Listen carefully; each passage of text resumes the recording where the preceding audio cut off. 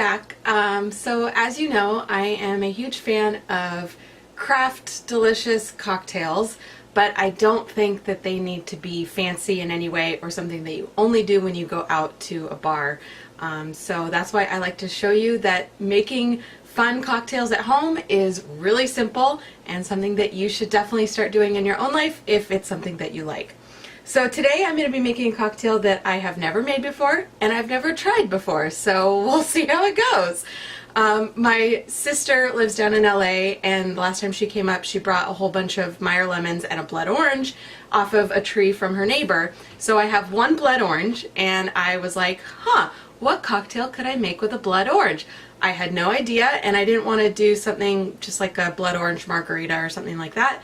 I really like gin, so I wanted to find a gin cocktail. So I found this recipe online. It looked like flavor combinations I liked, and it was ingredients I had, so we're gonna try it out and see how it goes.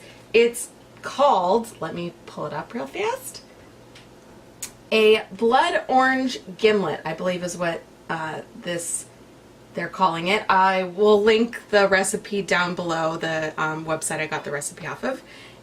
So let's see. So we're going to start off with blood orange juice. So since this was a real orange that my sister gave me, I squeezed it fresh. Since it's very pulpy when you squeeze fresh citrus, I do suggest straining it either before you put it in the cocktail or after you shake the cocktail before you put it in your glass. I like to do it before I put it in the cocktail shaker because it's easier for me. That's what I do. So it's going to be 2 ounces of blood orange juice, which they say is around 1 blood orange, which is what I had. So we'll see how much orange juice I really get. There's 1.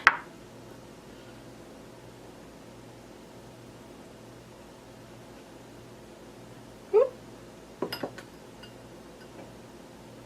2. Perfect, that was basically all the juice that I had, so I won't be making a second one.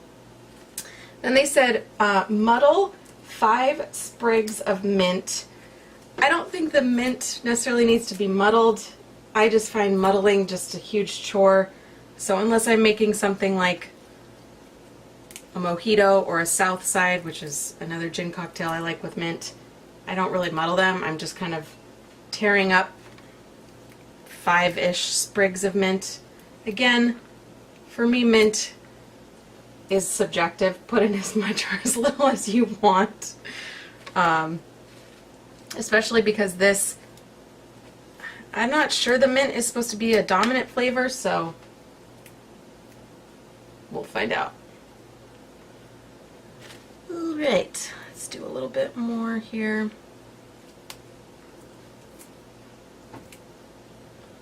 Maybe a couple more big leaves. There we go. That looks like plenty to me. And then let's add the gin. 2 ounces of gin. Again, I'm using New Amsterdam brand gin. I think that this is a really good, medium priced gin. And it's not overly botanical, which some gins can be, so it's really good in mixed drinks like this. This is definitely my go-to gin.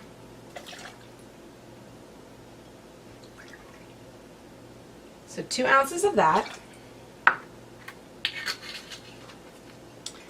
A 1/2 ounce lime juice. So I didn't bother squeezing a lime, I just have pre-squeezed lime juice, but you can squeeze it fresh if you want to.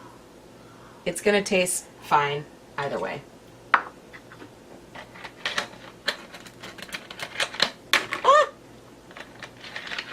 Alright, 1/2 ounce simple syrup. Again, you don't ever need to buy simple syrup. It's really easy to make. You can find plenty of easy tutorials, but it's basically just 1 part sugar, 1 part water. You put it on the stove until the sugar dissolves, and it's slightly more viscous than water, but it doesn't have to be like really thick. And that's simple syrup. And then a 1/2 ounce Elderflower Liqueur. I'm using Saint Germain, which is, I believe, the most popular and maybe the first brand of Elderflower Liqueur. But there's other brands out there. I just like Saint Germain. Plus, look at this bottle. It's like one of the prettiest bottles ever. I love it. Who doesn't want that on their bar? Oops. All right. Oh, I need to add ice. All right. Now, this is a lot more liquid in a cocktail than I normally have, so I'm adding like 4 ice cubes. Stick the top on tight and shake.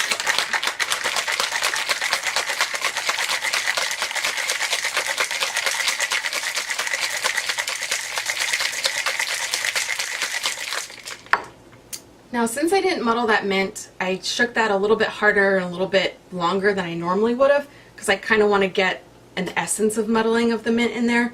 So I'm just kind of doing it as part of the cocktail shaking process.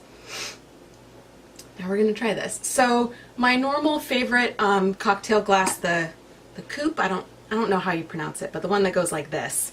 The ones I have are vintage, so they actually only hold like 3 ounces of liquid maximum, and this is a lot more than that. So I'm just using this really nice crystal champagne flute that I have. I also wanted it to be clear because, you know, it's going to be a very colorful drink with the blood orange juice. So I wanted to be able to see that. So that's why I'm using this instead of the normal one that I usually do. And let's strain. Ooh. That's pretty.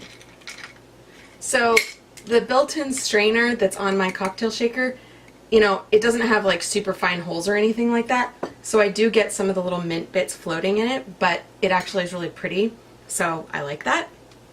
Now let's take a little sprig of mint here, stick that in the top.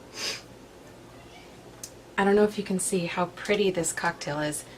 I'm not sure it's showing up well on camera, but it's a very peachy color, and then with the little mint on top, it's just so pretty. All right, now we taste it.